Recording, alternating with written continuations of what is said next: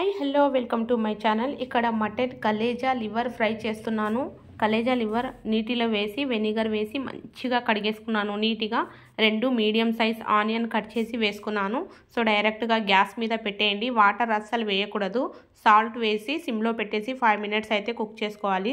So 5 minutes తర్వాత ఒక్కసారి కలిపేసుకుంటాను.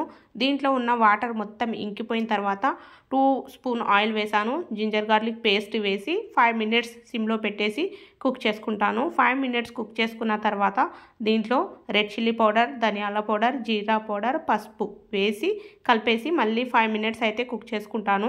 5 minutes cook చేసిన తర్వాత వేరే ఇంగ్రీడియంట్స్ యాడ్ చేసుకోవాలి. సో చూడండి, 5 మినిట్స్ తర్వాత ఒక్క టమాటో అయితే యాడ్ చేసుకుంటున్నాను. మీరు ఇష్టం లేకపోతే స్కిప్ చేసేయండి. ఒక టమాటో యాడ్ చేసుకున్న తర్వాతనే మనకు మంచిగా కుక్ చేసుకోవాలి. సో చూడండి, 90% టమాటో కుక్ అయిపోయాయి. దీంట్లో కొత్తిమీర అండ్ పుదీనా వేసుకుంటాను. వేసేసి మంచిగా కలిపేసుకోండి. దీంట్లో అయితే గరం మసాలా కొద్దిగా వేసేస్తాను, అంటే చాలా తక్కువ క్వాంటిటీలో చేస్తున్నాను. ఇలైచి, లవంగాలు, మిరియాలు పౌడర్ చేసి వేసుకొని 5 మినిట్స్ తర్వాత దింపేసుకోండి. ఎంతో టేస్టీగా ఉండే లివర్ ఫ్రై రెడీ.